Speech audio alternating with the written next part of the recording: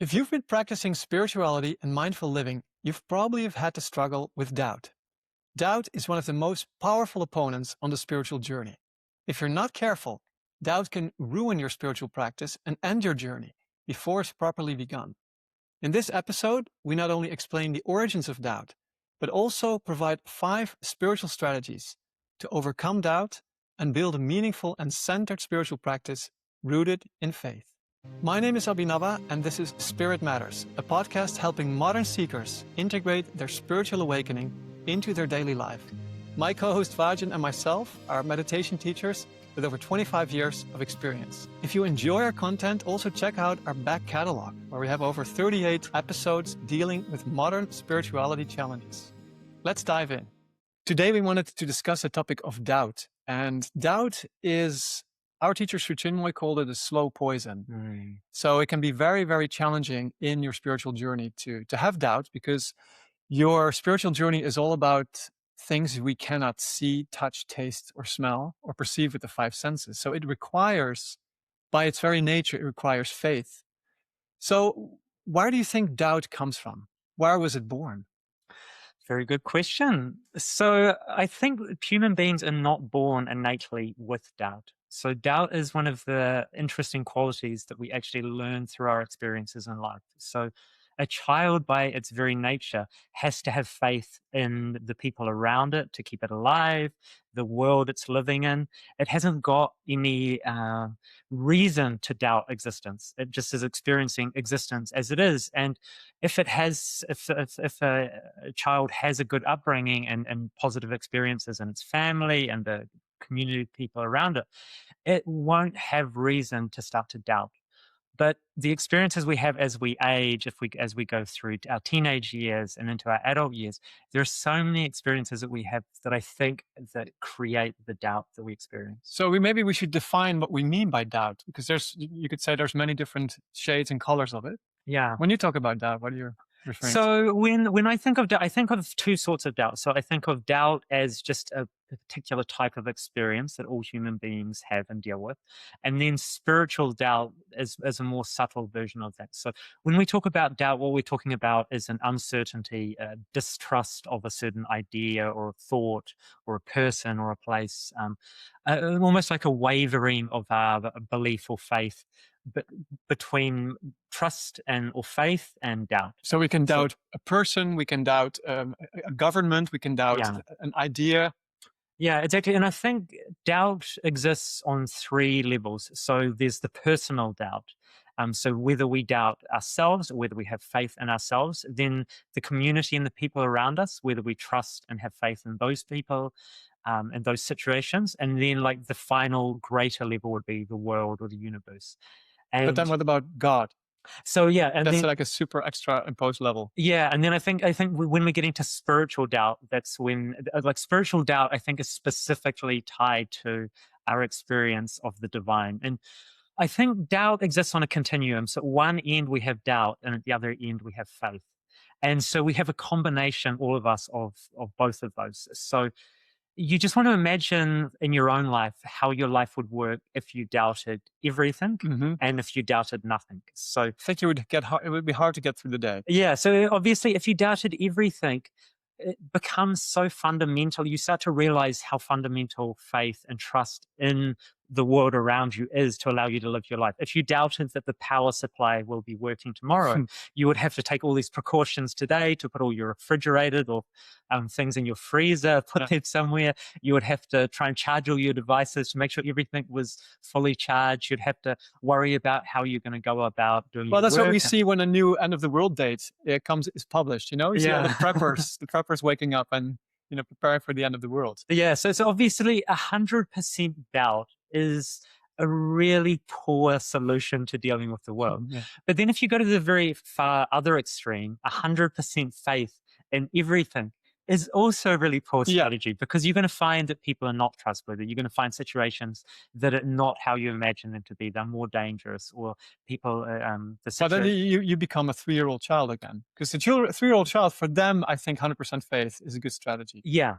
Yeah, and so both sides have a real mortal flaw that if you end up with too much doubt, it creates a sense of cynicism. And so everyone's met someone like that who has become more and more cynical over time, and maybe now they're 90% doubt and 10% faith, or Yes. 95%.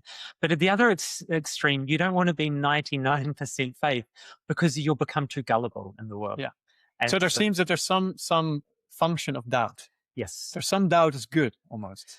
Yeah, and I think if you think about how it affects you on a personal level, um, that is probably the most profound level of doubt. So if you have 90+% faith in yourself, that makes your life considerably easier and it makes things flow much more easily in life. Because I think the doubt of yourself is the most dangerous kind. Because Yes. when you start doubting yourself, it doesn't give you any foundation to build your life upon. If you doubt the world or if you doubt people around you, as long as you still have faith in yourself, you can get out there in the world, and you might be a little bit more cynical and distrustful of the world and the people around you, but at least you've got some foundation. But Yeah, it's a foundation. I think our teacher Sri Chinmoy commented, he said, the saddest story in human life is man's continuous self-doubt. yeah, It's so sad because if you don't trust yourself, you cannot really build anything on that. Like you no, can even, there's people who have, they say they have faith in God, but not in themselves. yeah, But that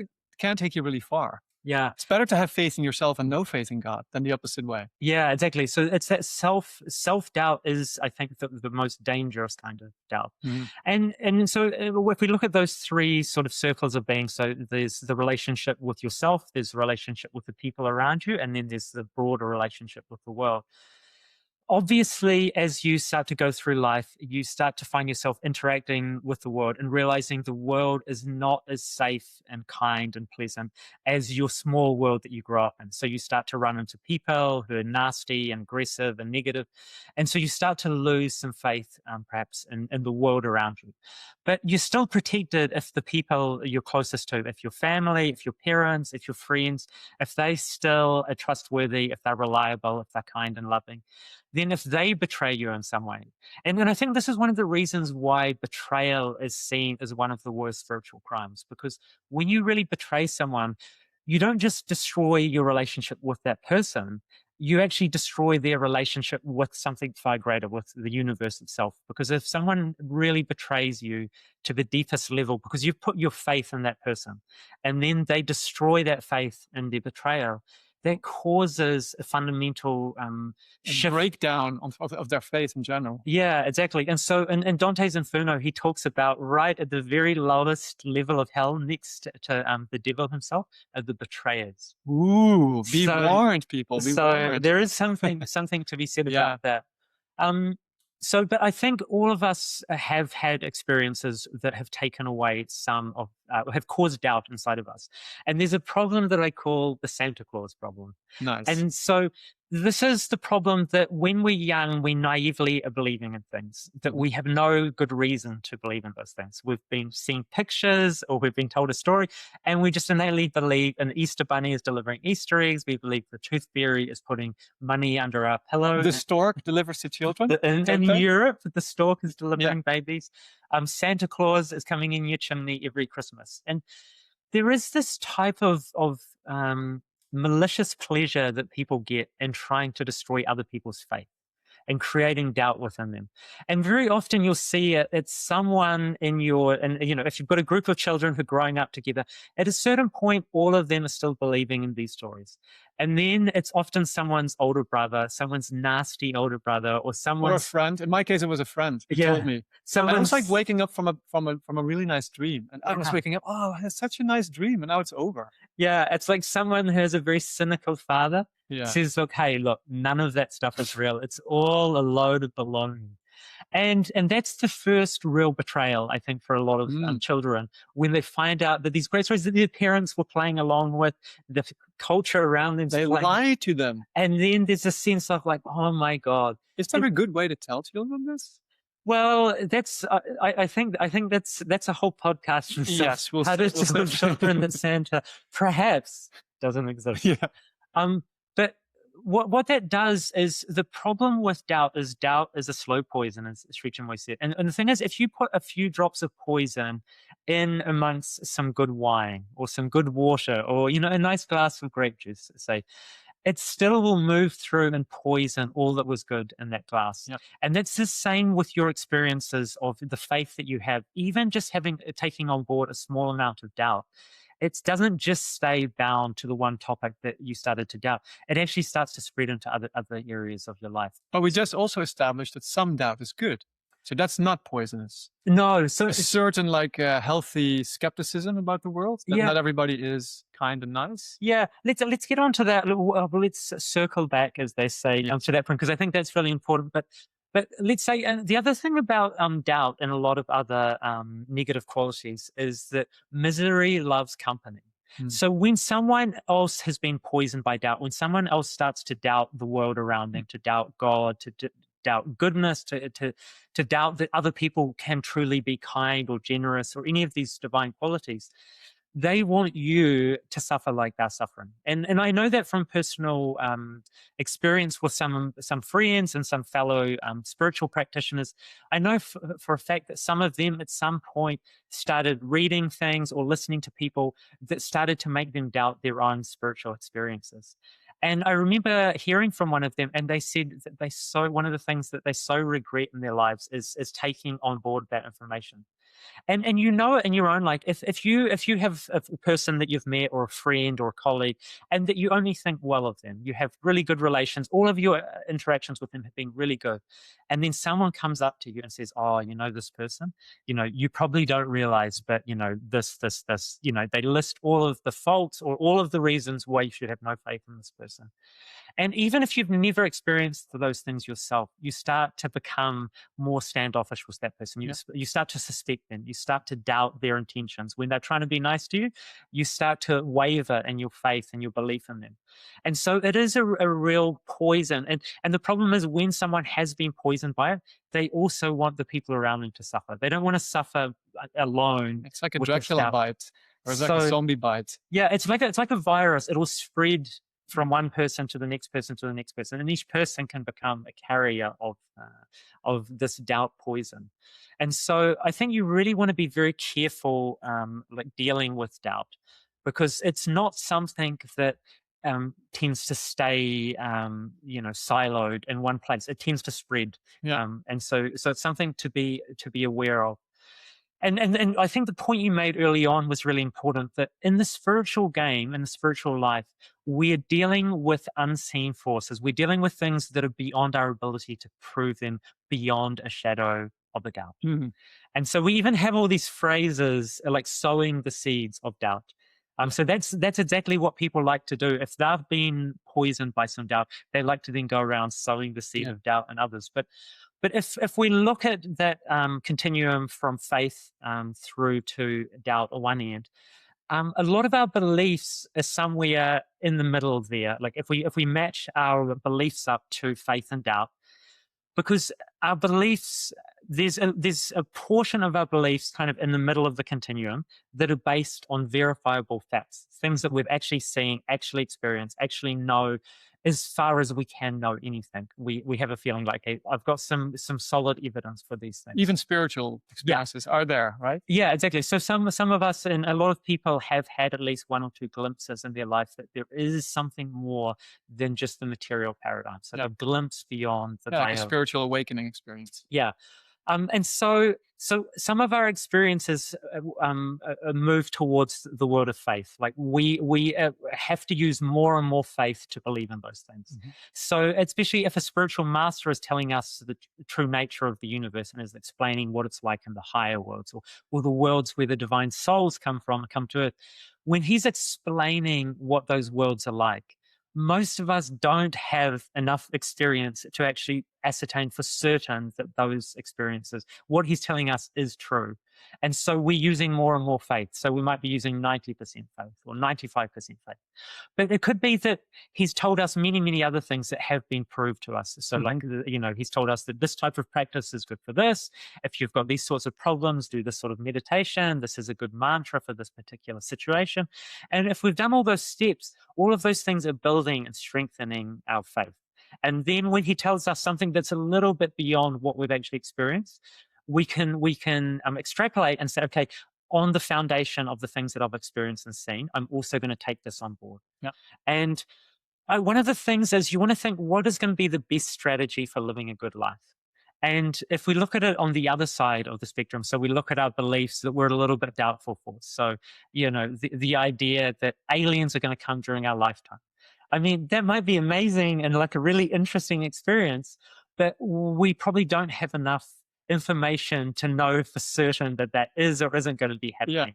And if we put all our faith in that happening and then it doesn't happen, that may be something that's going to disappoint us. And that's the thing. When we put our faith in things that are untrue, that shakes us. And when we find out that we got things wrong, that actually destabilizes our faith. And so sometimes things that we really, it's things that it's not important and fundamental to our well-being spiritually, Yeah. physically, mentally, we can put them at the other end of the spectrum where it would be nice if some of those things would be true, Yeah. but we should have some skepticism of those Yes, things. I totally agree. Like also the 2012 Maya calendar thing, Yeah. where people thought this is going to be the end of the world. And like we said before, something may have happened there, something we Yeah. couldn't see, but this whole world shift that people were prepping for did not happen. Yeah. And so, yeah, that's exactly, if it doesn't happen, fine.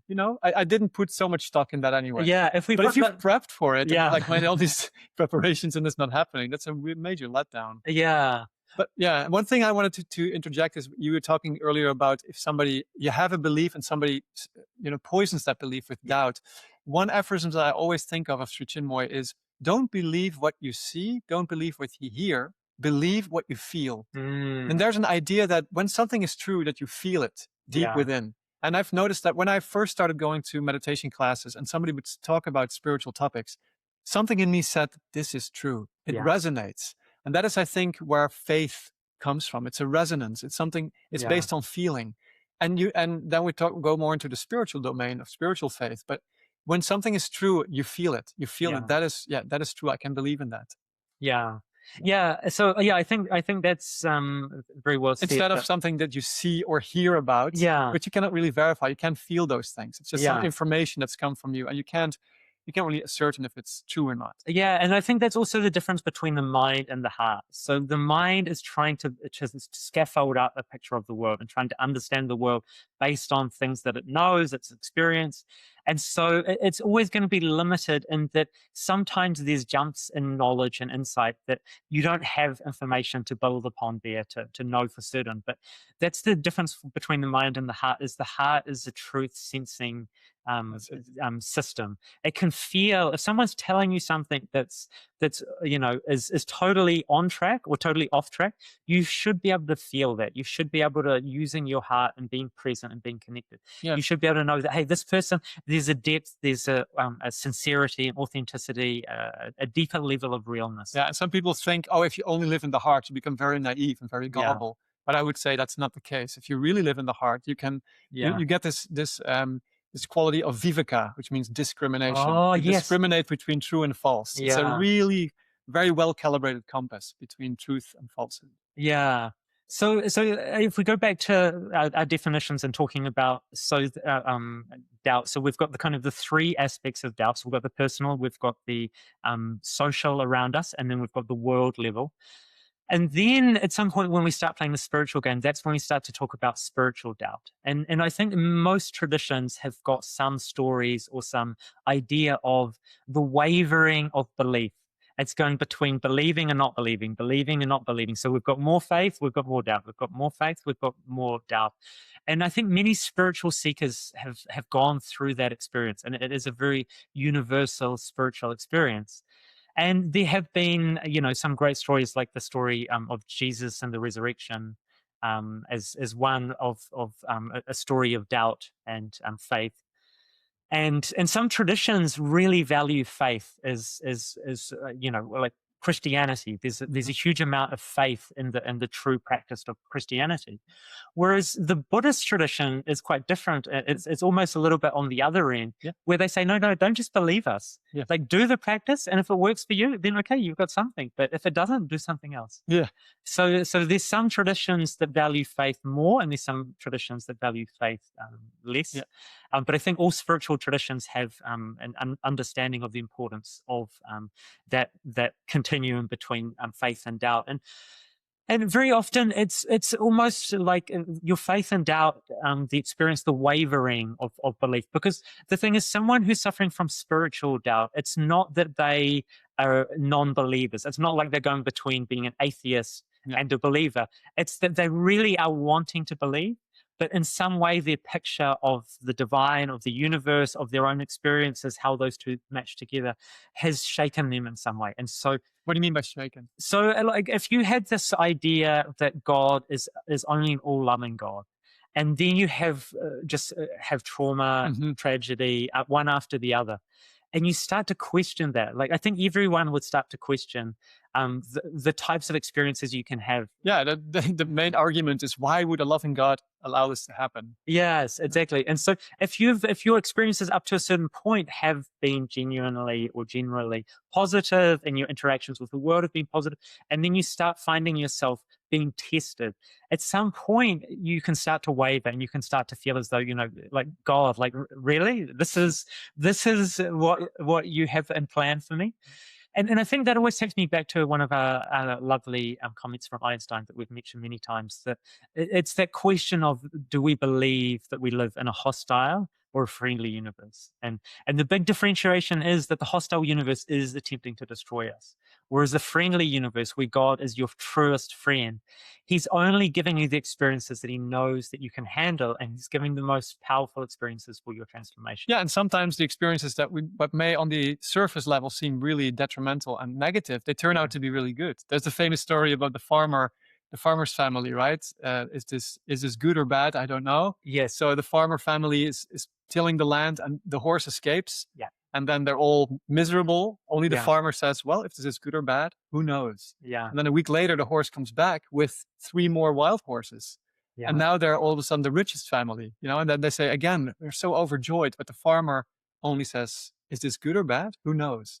And then the farmer's son starts to tame the new wild horses, and one after the other goes very well. But the last one, he throws him off his back and he breaks his leg, and he's out for weeks. And again, they're thrown into despair.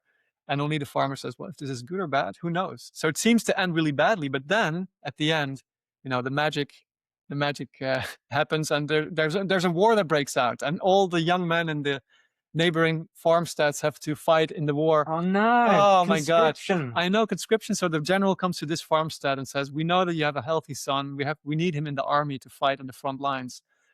But then he has a broken hip. He can't fight. So all's good that ends well. All's well Yeah, that ends well. But that just goes to show that beautiful story. And again, the farmer says, "Is this good or bad? Who knows?" So yeah, something that might be bad might turn out really good, and something that turns out really good might be really bad. yeah. And We and never know. And but if you ultimately put your faith in a friendly universe, yeah, I think that means that ultimately everything that happens is for your spiritual growth, yeah, is for your development. Ultimately, it's not even if it's for success or for prosperity. It's just for your growth.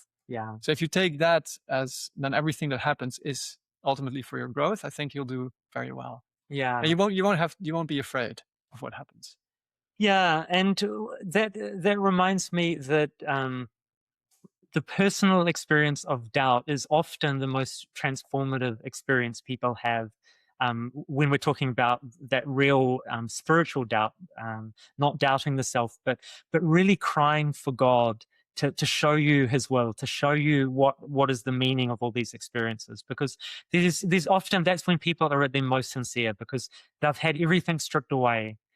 When you've based your happiness on your prosperity, on your name and fame, on your health and well-being, and all of these outer trappings, when those are all taken away, and you feel as though that you're at your most vulnerable, and that's when you're really crying out. I think that for many people is one of the most profound moments, when they truly start to see that there is a divine hand at work in their life, and that it is guiding them in the right direction. I had a seeker in one of my classes who had exactly that experience. He lost his job, he lost Yeah, his marriage, he lost everything, and he had a spiritual awakening experience where he yeah, felt the presence of God. And although it was a super hard time, he felt that ultimately it was for his good, and he's so grateful yeah, for this whole experience. But it can be very tragic at one end. It's the dark yeah, night of the soul. yeah, But ultimately, that is where the light comes through, right? yeah, First, we have to lose everything. yeah, We have to go through hell to experience heaven, as yeah. Sri Aurobindo said. One nice idea that Sri Chinmoy shared about that is when something goes wrong in your life. So when something happens that could make you doubt, you can always say to yourself, well, actually, it could have been much worse. Yeah. Like you fall off your bike and break your hip. And you think, oh, well, well, at least I didn't break my elbow as well. Yeah. Or at least I didn't get a head injury. Or at least I was not, At least my bike was not scratched. Oh, yes. That would have been horrible. That's a true materialist take on that. Well, at least my bike did not get damaged. But that's always, I think that's really valuable because there's always this ancient idea that hell is below you because whatever's going wrong in your life, it can always get a little bit worse. Yeah. There's always one thing that could make it a little bit worse. You've got a broken leg, you're trapped in the hospital bed, but at least you don't have a really bad itch down inside your cast on your leg. Yeah. That could make things just that Very true. a little bit worse. So I always like that when I see something going wrong in my, so-called not going in the way I wanted it to go, it's so easy to say, oh, well, actually it could have been so much worse. I should be grateful for what actually happened. Because things have a way of when you're not grateful for them, if you didn't get the message, then very often you have to go to the next level and to get the message through to you. So coming back to spiritual doubts, I think that is something that we want to address also, because spiritual doubts can really end your spiritual journey. Yeah. It is really, that is the poison, that poison of all poisons in a sense, because once you start doubting your spiritual experiences, you have nothing to build on. Yeah. And so one thing is, if you have a spiritual master, a guru or a spiritual teacher, the advantage is that they will give you extra faith. So they will be able to say that experience that you had, that was absolutely real. And that helps so much, because if you had that experience, your mind is so powerful that you had this unbelievable experience. Maybe you saw or felt light, or you had a vision. And a week later, the mind can come to the fore and say, did that really happen? Yeah. Was I just maybe, making it up, or wasn't that special anymore? Yeah. And so if you don't watch out, it can really engulf the experience. And the advantage of a spiritual master is that he will tell you, no, that experience was absolutely real.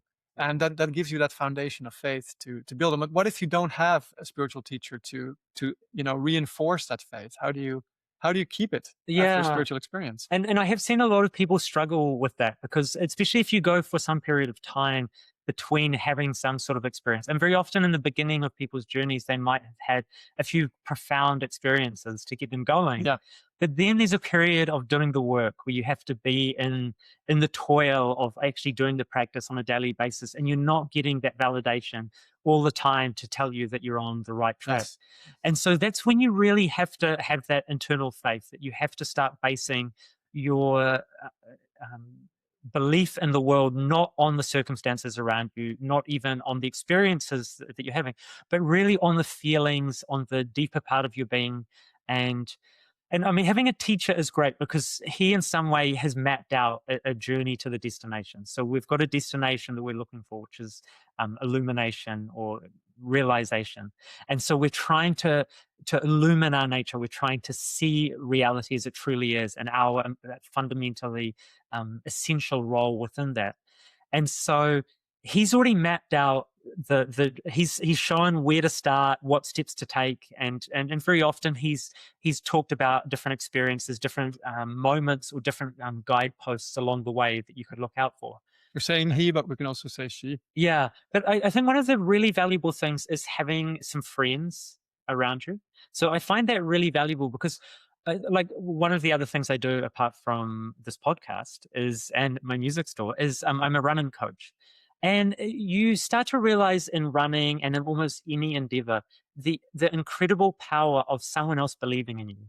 So if you have an athlete or you have a friend that you truly believe in, you believe in their goodness, you believe in their capacities, you believe in their ability to do great things, for that other person, it becomes such a force in their life that actually helps inspire them, helps move them forward, and helps them. Because we said before that we're often the worst person to actually see who we are in the world. We're so caught up in our subjective experience that we don't actually see ourselves the way the world sees us. So having some people in your corner who really are on your side and really see the goodness in you, that can be something that's really valuable and sustaining, especially in the beginning where you're starting to build up your practice and you're starting to build up your spiritual foundation. So having some friends or a community of people that believe in what you're doing, believe in the practice, and believe in you, that you are someone who can do this and that you are growing and that you are transforming yourself. Yeah. So I think that's a really powerful force. Yes, absolutely.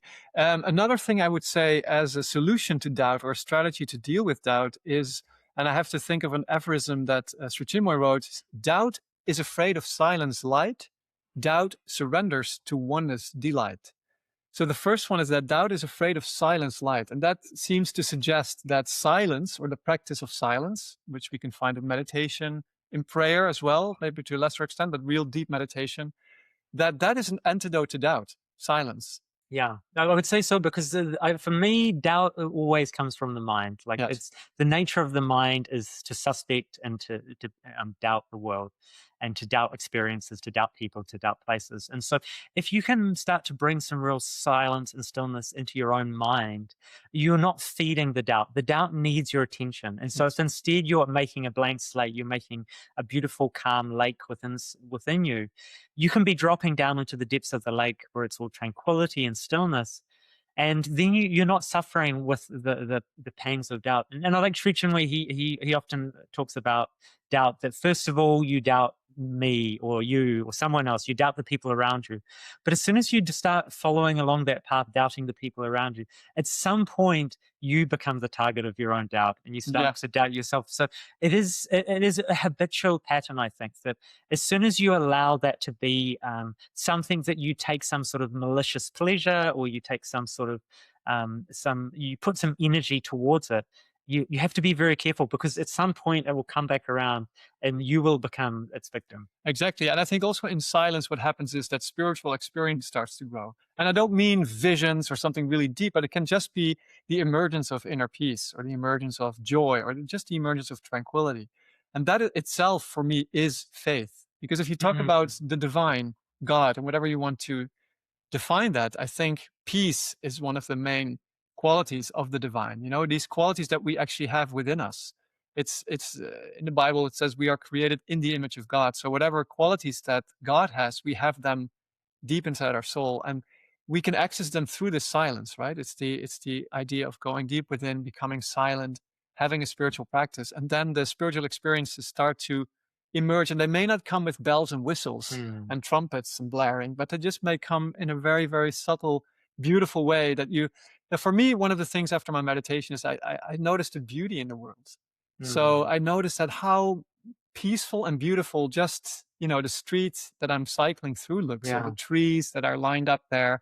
And there's a sense of cosmic harmony that comes with that. And that for me is synonymous with faith. It's like I don't even have the inclination to doubt anything, because I'm seeing it with my own eyes after a good meditation. Yeah, and I mean, here we are, like out in the suburbs in Queens, in New York City, yeah, one of the biggest, most metropolitan areas in the world. But still, when I go out running here, I just see so much beauty. It's springtime, the grass is beautiful and lush and green. And there's so many beautiful magnolia trees blossoming, cherry blossoms. And so you can find so much beauty even within the midst of such a big, Yeah. tough city. And I would say it's all about going back to the heart. We talked Yeah, about the mind is the factory for doubt, but the heart definitely is the reservoir of faith. So yeah, faith is the antidote to doubt. If you talk about the spectrum, right? Doubt is at the one end, yeah, faith. So if you just increase your faith and build a yeah. faith magnet, and we are drawn more to that side. And that's why and again, the second part of that aphorism that I read out is doubt surrenders to oneness delight. Mm, And the idea of oneness, that everything is connected, that you don't feel any separation, you feel totally part and connected with the world, with life, with your fellow human beings. That also is actually the cure for doubt almost, yeah. right? Doubt cannot breathe in that kind of No, because that's environment. that's the environment. That's the heart world. That's That's the hard world. the soul land. Exactly. I like the point about being made in the image of the divine creator, because that's something that I think is really fundamental to the story of doubt. Because The reason why doubt is so such a pernicious or such a dangerous opponent in the spiritual life is because if our truest nature is to be a divine creator, and that we're here either creating paradise, heaven here on earth, or we're making hell here on earth, both of those are created by our own consciousness. And so when we're in tune with our heart, when we're in alignment with the divine within us, we're creating heaven here on earth. We're going around, like we just said, we're seeing the beauty in nature's beauty and man-made beauty. We're seeing the beauty in the humans and the animals and all of the things around us. And so in our experience of the world, we're creating something divine. And the complete opposite of that is if we go out into the world and we're suspicious, we're distrustful, um, we're uh, we're creating through our consciousness, through our intentions, and what we're offering to the world, we're creating the sense of division, the sense of separation, Conflict. the sense of suspicion that behind every good intention or seemingly good action, there's perhaps some nefarious activity going on. Yeah. And so I think and as well, if we just want to be divinely practical, and I think it's always good to take it back to that. What sort of life do we want to live? What sort of life would actually give us the most joy? If we came out from our house in the morning and we had faith in the people around us, that they had good natures and they were good people, and that we tried to see the divine in them, and we tried to see the divine and the beauty in all of the many experiences we have. And even if they were challenging or difficult, if we had some level of faith that at some point we will see why this experience was necessary, we'll see the divine hand at play. Yeah, and the So, risk we take is we may get betrayed once or twice, yeah, and that's a risk we probably have to take in this game. yeah. But if we compare that to the risk of going out into the world with an overabundance of doubt, all that does is it undermines every positive experience you have, and it just makes your whole life worse in every single possible way, because we start by doubting the mailman, and we start by doubting the squirrels, and then we doubt the other drivers on the road, and before we know it, we doubt ourselves, and then we get to that point, we really destroyed our whole universe. Yeah. And for what? Like, what have we gained from this? And especially if it all started just from someone's cynical older brother doubting Santa Claus. Someone has to stop that. That becoming a, a fatal case of doubt. Yeah, So, exactly. And so another strategy for doubt, I would say, is the what we call aspiration. Aspiration is the mm, inner cry for truth, yeah, the inner cry for light. And we already mentioned meditation is perhaps one of the expressions of aspiration. Meditation, prayer, spiritual practice. And there's another thing I wanted to read out by Sri Chinmoy about doubt. He said, doubt can be conquered. It has to be conquered. How? The only answer is constant and soulful concentration on the mind, meditation on the heart, and contemplation on the entire being. So, right there, concentration, meditation, and contemplation, they're traditionally seen as three forms of inner practice, of mm, going within. the three The rungs. three rungs of the ladder: concentration of the mind, to Yeah, still the mind, meditation, opening the heart, and contemplation is more the soul coming to the fore, yeah. and like real deep trance bound meditation, I would Yeah, say. I was saying that there's an expansion and a transcendence in the space of contemplation. Yes. So we're experiencing reality, but we're seeing it perhaps much more closely to its true nature than we would normally. Yes. And so that is the ultimate solution to doubt, right? Because Yeah, I noticed myself, I had a few really deep spiritual experiences. And because I kept my practice going, they were the foundation, let's say, of my worldview now. And yeah, I'd actually never suffer from spiritual doubt yeah, anymore. So it's yeah, like I can really build on that foundation. And that's fed by, I guess it's fed by aspiration, by this inner cry. And when I do my practice in the morning, that is reinforcing that aspiration. So aspiration is something that it does need to be fed, right? And yeah, that we do need to pay attention to that preferably on a daily basis, to really make that strong. And from there, faith just naturally blossoms, and yeah. doubt cannot really exist in that environment. Yeah, and if I think of it in my own life, I also am doing my practices every morning, diligently, let's say. So at the moment, I've left my house. I've gone out into the world. I'm here in the US, and from here, I'm going to Nepal. And then on my travels this year, I think I'm going to about 16 or 17 different countries. Lovely. And I won't be returning home until October this year. Yeah. And so for a lot of people I talk to, they would say, "Oh my God, like, how will you do it? How do you survive? Traveling around for all this period of time and, out there in the world." And especially when people have their doubts about the world, especially at the moment, people have been told that they should have many doubts about Yeah. the outer world.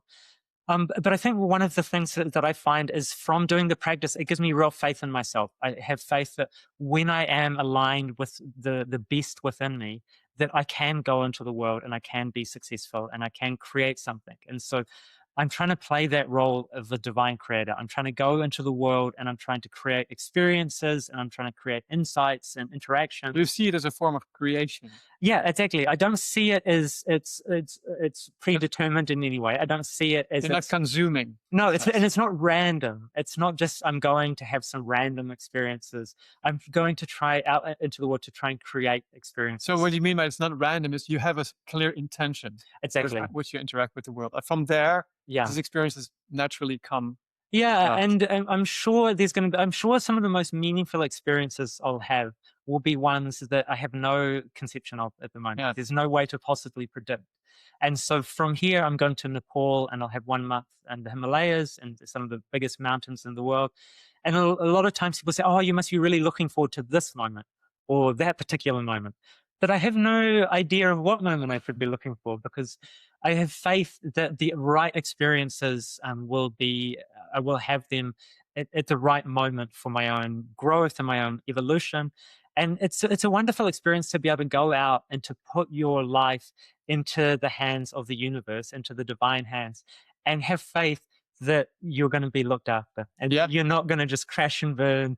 You're not going to end up with your luggage stolen and, sleeping on the street or at a park. And I have to think about the bird that is leaving the nest. The mother bird has to push it out. It's like yeah, too afraid. What will happen if I just leave the nest? yeah, It doesn't know yet it has 2 wings to fly, and so the mother bird yeah, has to push it out of the nest, and then, oh my God, it discovers it can fly.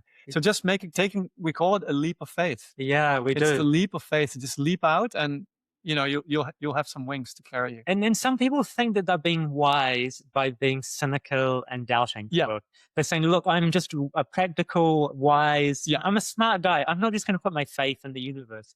But if they were really smart, they would see that that's not a good strategy for life. Why not? Because all that does is it shrinks your world. It shrinks and separates your world. If you want to have positive, uplifting, inspiring interactions with people around you, you have to give them the benefit of the doubt. You have to have faith that the people around you are going to reciprocate and being nice people. If you want to expand, otherwise, all You you're become the doing, cranky old man who sits in his own house and he's like swearing at all the new yeah. neighbors moving And into the his street. favorite mantra is "Get off the lawn." Not in my backyard. So you have to really think to yourself, what am I hoping to achieve? Like when you start to have those type of thoughts that are coming from a place of doubt or are going to lead to doubt, you want to just check in with yourself, like, where am I going here? Like, what am I trying to achieve by giving my attention to these thoughts? Because you'll see very quickly that you're going, it's a one-way street and it's going in a direction that you perhaps don't want to arrive at. So I always think that if we can step back from the experience and give ourselves some perspective, we all know when we're doing the wrong thing or the right thing. But it's when we're caught up in the experience and we haven't brought our full awareness to the experience. It's like like you've talked before, it's like we've pushed play and, a certain tape is playing or a certain record is playing and it's the doubt record or it's the cynicism record. Yeah, and it's somehow really hard to spot that if you don't have a practice, just to spot that actually I'm now doubting the world. Yeah. I won't even call it doubt. I will call it Yeah. my wise discernment. Yeah, and that's the thing. And like it will try and convince you that it's just keeping you safe. It's Yeah. just got your best intentions at heart. It's just, it's being smart. It's a savvy, smart New Yorker, and it's seen how tough the world can be. And so you just can't trust anyone. But we know that without the divine qualities, without bringing our faith and, our love and our concern and our compassion and our joy into the world, we're never going to be fulfilled. And there's also this idea that we create our world by the intentions and thoughts and Yeah. ideas that we live out. So if Yeah. we feel that we live in a hostile world and we have to be careful, and Yeah. when we go into the world, we'll be robbed, we'll probably be taken advantage of. That is what happens often. Yeah. We create that experience just by our ideas and almost expectations. They, in a subtle form, they already manifest that. Yeah. And then, it happens and we're like, yes, you see, I thought it was going to be like that. Yeah, and I've come across that in India before, where many people in India from other cities, they think that the people in Delhi are all rogues. So Delhi being the capital city, but also one of the most dense. And the people in Delhi are a little bit harder and tougher. It's like the New York of India. Yeah, let's say it's like the New York of India. But so when a lot of people travel there, they already are suspicious and they're already doubting the people in Delhi. And so I remember meeting this man, and he was from Mumbai, and he was doing a tour of some of the sacred places in northern India. And I met him up in Rishikesh, but he'd just been through Delhi, and he was telling me just like, I knew that Delhi was full of rogues, but it was even worse than I imagined. I got ripped off and I lost so much money there. And I thought that's so interesting, because every time I've been through Delhi, I've had lovely experiences. You don't have that belief that they're absolute rogues. No, I have no such conception. I thought it's so interesting that he, as another Indian, but with a different mindset towards these people, found himself, like, you would have to make some effort to find those people. You have to put the right sort of energy out to come across those people, because I've come across so many lovely, kind, helpful, caring people in Delhi. So I thought, wow, like, it doesn't matter where you're around the world, you can still, even in your own country, you can create your own stories about people or places, which will perhaps create the experiences you're going to have there. So just wrapping up this strategies, how we can deal with spiritual doubt, because that's actually the problematic one. One we talked about was a sense of community, to have friends around you who really believe in you, and who you need that belief also to bring out the faith that you have for yourself. Yeah. If you can't find those friends, we will believe in you as well. We believe in you. So send us a comment, and we will send you some belief. Absolutely. We're happy to do that. Very good. That's number one. Number two is the practice of silence. To meditate, to go within and to practice that silence, because from silence, doubt cannot breathe in silence. It just cannot exist there. It's like a vacuum. Exactly. It's like if you make a vacuum, all the flies buzzing around in there will very quickly die without the oxygen. It's the same in your own mind space. Without giving your attention to these annoying doubt thoughts buzzing around, they will also all... Yes, because then the third thing, doubt is something from the mind. It's a mind-made product. So when we go to the heart, I would say strategy number 3, go into the heart and experience oneness. Yeah. Oneness is the reality. The divine reality is all oneness. So if we experience the heart and we experience oneness, that's a perfect antidote to doubt. Then the fourth one is the sense of the idea of aspiration, the inner cry. The inner cry for truth, the inner cry, the concentration, meditation, contemplation. Yeah. It's connected to silence, but at the same time, it's its own practice. So to have a spiritual practice really helps with doubt. Yeah. And you will create spiritual experiences on which you can build a foundation. And lastly, be very aware. So whenever doubt comes up, whenever thoughts arise to suspect or to doubt, check yourself. Check, do I really want to go down that road? Yeah. Because you can also choose the other road, which leads to faith, which leads to the belief in a friendly universe. Yeah, and we can just even simply use our imagination power. If you start having a certain type of thought that you've had before, you can stop yourself and just imagine, okay, if I continue on with this thought, where do I end up with this? Yeah. And you'll very quickly know, if you're being sincere, that it's perhaps not the destination that you're looking for. And so then it's really great, because then you've learned something. You've actually learned something through your own awareness. You've taught yourself something about how your own thoughts work, how your own nature works. And I think that's one of the key things, because very often these things, they get a foothold when we're not paying attention. Yep. They start off as something very small. It's the doubt seeds that have been planted. And then very quickly we start having these thorny bushes and they take over. Before you know it. So yeah, it's much easier to root them out when they're small. It's actually nip them in the bud. Doubt your doubt, I would say. Yeah. So that leaves us for today's episode. Next episode, we'll talk about jealousy. Another one of those pernicious qualities that we have to watch out for. So many Wow. pitfalls and traps in the spiritual life. Yeah, but if we just go through them one by one, Yep. we'll see that none of them are actually that scary. Exactly. It's like turning on the light in the dark room. When you have the light off, it seems like all the monsters are there. Like you've got the Yeah. jealousy monster and the doubt monster. And when the light's off, they seem really scary. Yes. But we are going to help. We're going to come in like the divine electrician. We're going to help you turn on your own inner light. Yep. And you'll see that they're just shadow puppets. So if you They're value, just some sock puppets. that's what they are, and we'll reveal them for what they are. And if you value our content, and please rate us, review us, subscribe, leave a comment, because we read all the comments, so we really appreciate them. We appreciate you, dear listeners, for staying with us, and we'll see you again next week. Thank you.